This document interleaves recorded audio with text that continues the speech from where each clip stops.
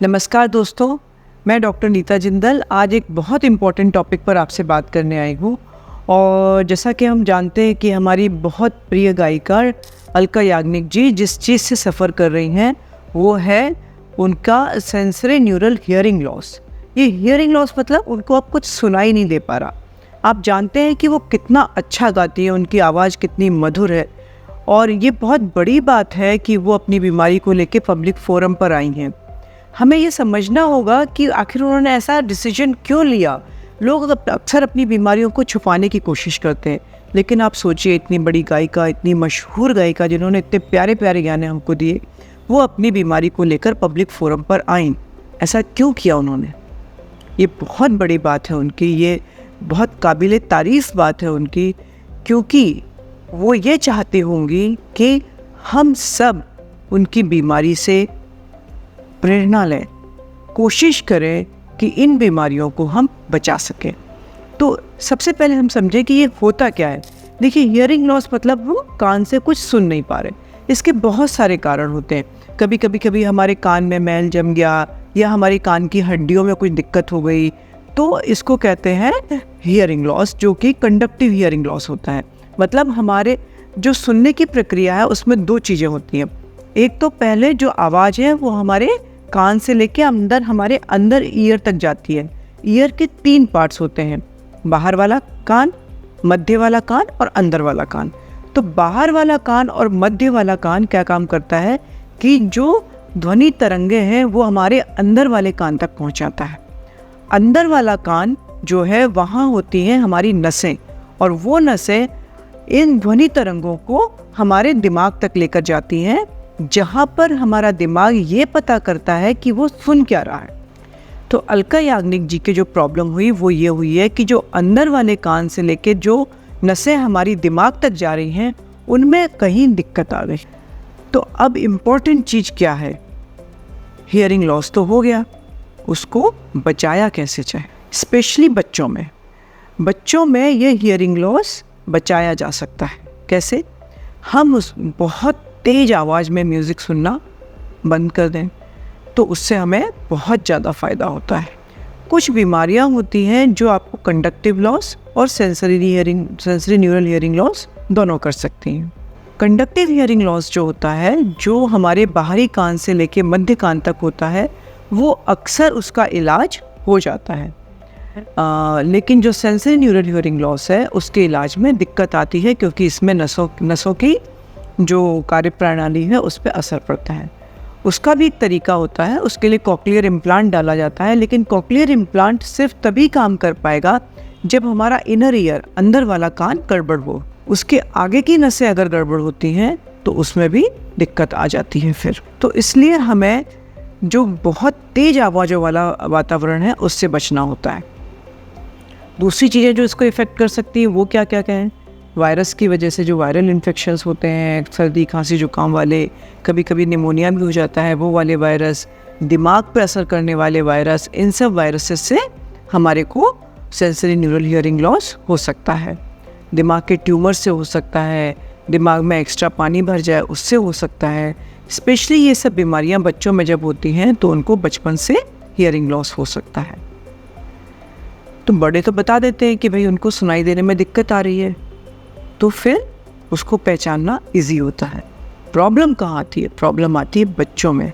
जो बच्चे हमारे भी पैदा हो रहे हैं वो, जो बच्चे हमारे बड़े हो रहे हैं वो, उनमें कई बार ये देखा गया है कि 1-1, 1.5 साल तक माता पिता को पता नहीं चलता कि उनके बच्चों को सुनाई नहीं दे रहा है।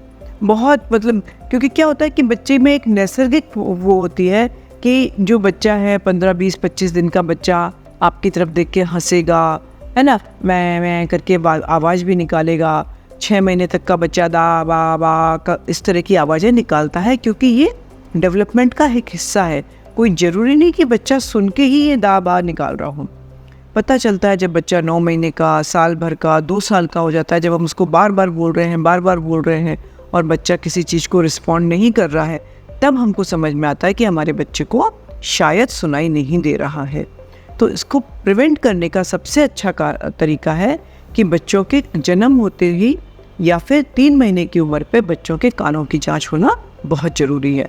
उसके लिए 2 जांचें होती हैं, एक होती है OAE और एक होती है बैरा, है ना।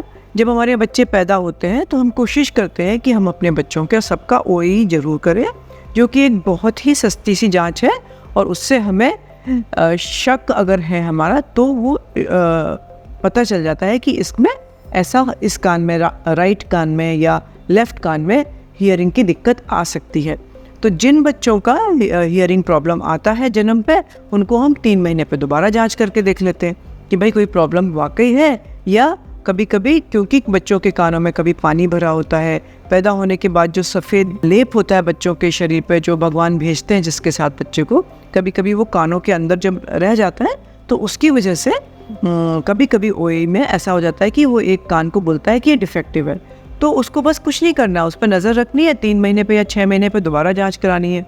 और अगर हमें पता चलता है कि हमारे बच्चे को हियरिंग लॉस है, हमारे बच्चे को सुनाई नहीं दे रहा है, तो हम उसकी जल्दी थेरेपी कराएं और बच्चे को वो सारे कार्यक्रम दें, बच्चे को वो सारी सुविधा दें ताकि वो सुन सके।